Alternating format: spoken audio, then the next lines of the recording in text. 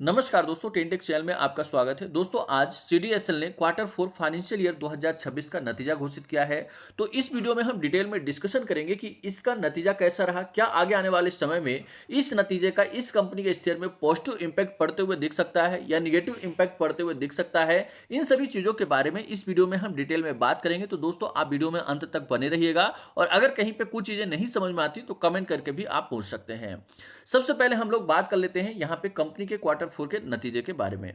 आप देखें कि कंपनी का नेट प्रॉफिट 79.79 करोड़ देखने को मिल रहा है, यानी कि आप देखें कि क्वार्टर ऑन क्वार्टर बेसिस पे 39.9% की गिरावट देखने को मिल रही है और वहीं पे ईयर ऑन ईयर बेसिस पे आप देखें कि 20.5% की यहां पे गिरावट देखने को मिल रही है क्वार्टरली, और आप देखें कि सालाना आधार दोनों में यहां पे गिरावट देखने को मिल रही है।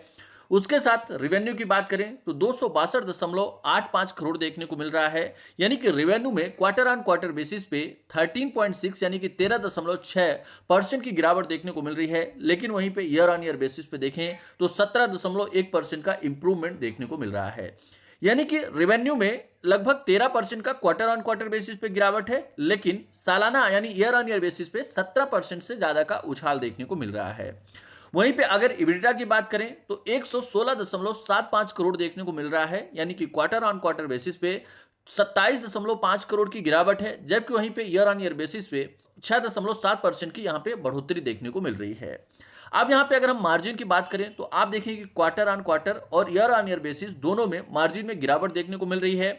तो ओवरऑल अगर नतीजे की बात करें तो आप देखें कि जो ईयर ऑन ईयर बेसिस पर रेवेन्यू और इबिटा है उसमें इंप्रूवमेंट तो देखने को मिला है, लेकिन जो नेट प्रॉफिट होता है उसमें कहीं ना कहीं हमें गिरावट देखने को मिल रही है। इंपैक्ट आप देखें कि इस कंपनी के शेयर के प्राइस में भी आपको देखने को मिल रहा है। साथ में दोस्तों यहाँ पे कंपनी के द्वारा 12.75 रुपए पर शेयर डिविडेंड का अनाउंसमेंट किया गया है, लेकिन डिविडेंड की अभी रिकॉर्ड डेट की घोषणा नहीं की गई है। तो दोस्तों, जैसे ही डिविडेंड के रिकॉर्ड की घोषणा की जाएगी तो उसका भी अपडेट हम आप तक पहुंचाने की कोशिश करेंगे। तो आप यूट्यूब चैनल को सब्सक्राइब करके रख लीजिएगा ताकि जैसे ही इसका अपडेट आए उसका नोटिफिकेशन सबसे पहले आपको प्राप्त हो।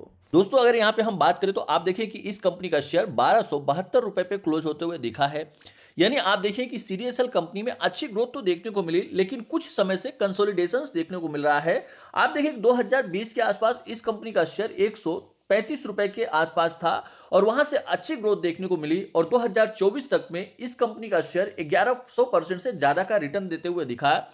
यानी अगर यहां से आप लेवल उठा के देखें तो जून 2024 के बाद यानी जून 2024 के आसपास इस कंपनी के शेयर का जो प्राइस था 1045 रुपए के आसपास था और यहां से इंप्रूवमेंट देखने को मिला और दिसंबर 2024 में इस कंपनी का शेयर लगभग 1995 रुपए के आसपास का हाई लगा दिया।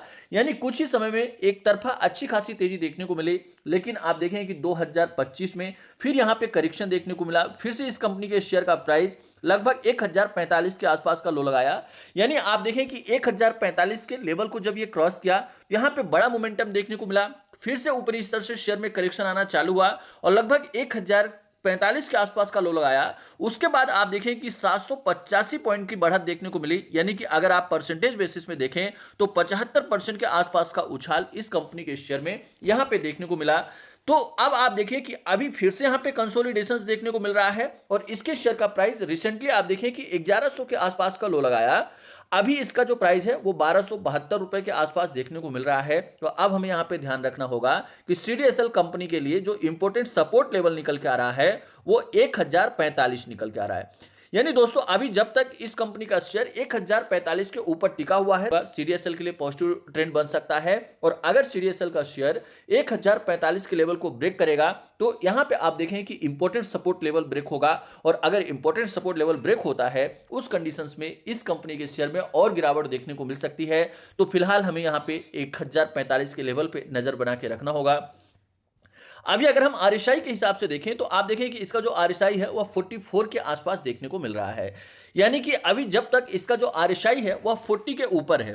यहां पे हमें समझना होगा कि जब तक आरएसआई 40 के ऊपर है तो यह इसके लिए पॉजिटिव ट्रिगर होगा, और अगर आरएसआई 40 के नीचे आता है देन फिर आप देखें कि इस स्टॉक में नेगेटिव साइड में डायरेक्शंस देखने को मिल सकता है, क्योंकि जैसे ही आरएसआई 40 के नीचे आता है तो स्टॉक वीक हो जाता है। वहां पे जो सेलिंग प्रेशर है वह आपको वहां पे देखने को मिलता है, क्योंकि जब तक यहां पे आरएसआई 40 से 60 के रेंज में रहेगा तब तक यहाँ पे आपको साइडवेज मोमेंटम देखने को मिलता है। और अगर आरएसआई 60 के ऊपर चला गया तो वह पॉजिटिव ट्रिगर होगा, और अगर आरएसआई 40 के नीचे आ जाता है तो फिर वहां पे डाउनवर्ड ट्रेंड स्टार्ट हो जाता है। फिर उस कंडीशंस में शेयर के प्राइस में गिरावट देखने को मिल सकती है। तो दोस्तों यहाँ पे आपको प्रॉपर तरीके से आरएसआई को वॉच करना है। यहाँ पे जो इंपॉर्टेंट सपोर्ट लेवल है इसको क्लोजली आप वॉच करें। अगर इसमें से ब्रेकआउट आता है किसी भी रेंज का, उस हिसाब से फिर आप यहाँ पे डिसीजन ले सकते हैं। अगर इस सेक्टर की बात करें तो आप देखें कि इस सेक्टर की दो ही कंपनियां हैं, जैसे कि सेंट्रल डिपॉजिटरी सर्विस और एनएसडीएल हो गया। तो मतलब ये दो कंपनियां स्टॉक मार्केट में लिस्टेड हैं। पहले आप देखें केवल सीडीएसएल था, लेकिन अभी यहाँ पे एनएसडीएल भी लिस्टेड हो गया। अब हुआ क्या कि बीच में आप देखें कि काफी ज्यादा सेबी की पॉलिसी चेंज हुई, एफ&ओ ट्रेडिंग को लेके काफी ज्यादा एक्शन लिया गया, जिसकी वजह से ओवरऑल जो एक्सचेंज हो, ब्रोकर हो, उसके साथ साथ डिपॉजिटरी सर्विसेज हो, सभी के रिवेन्यू में डेंट लगते हुए दिखा। और उसका इंपैक्ट कहीं ना कहीं आप देखें कि सीडीएसएल कंपनी में भी देखने को मिल रहा है। अगर मार्केट में ग्रोथ आती है तो ये इन्वेस्टर का क्या होता है, अट्रैक्ट होते हैं और ज्यादा नंबर आप अकाउंट्स खोलते हैं, जिसकी वजह से इन सभी कंपनियों को बेनिफिट होता है। लेकिन हाल के कुछ समय में अगर आप देखें तो जो डीमेट अकाउंट की संख्या है वो बढ़ी नहीं है, और उसके साथ ही बहुत सारे लोगों ने डीमेट अकाउंट को क्लोज भी किया है। तो इसका इंपैक्ट यहां पे हमें देखने को मिल रहा है। तो दोस्तों, क्या आपके पोर्टफोलियो में सीडीएसएल कंपनी का शेयर है? कमेंट करके जरूर बताएं। यहां पे जो भी चीजें हमने आपको बताया यह केवल एजुकेशनल पर्पस के लिए है, कोई भी बाय सेल या होल्ड की रिकमेंडेशंस नहीं है। इसी तरह के अपडेट्स पाने के लिए चैनल को सब्सक्राइब करना ना भूलें। और साथ में दोस्तों, अगर आप हमारे साथ जुड़ना चाहते हैं तो डिस्क्रिप्शन में अकाउंट ओपनिंग लिंक है, टेलीग्राम की लिंक है, वहां पे जाकर आप टेलीग्राम चैनल को ज्वाइन करें। साथ में आप हमारे साथ डीमेट अकाउंट ओपन करके हमारे साथ जुड़ सकते हैं। और दोस्तों, अगर डीमेट अकाउंट ओपन करने में कहीं पे भी आप दिक्कत आती है तो आप हमारे ऑफिशियल नंबर 8269154009 पे संपर्क कर सकते हैं। धन्यवाद, नमस्कार।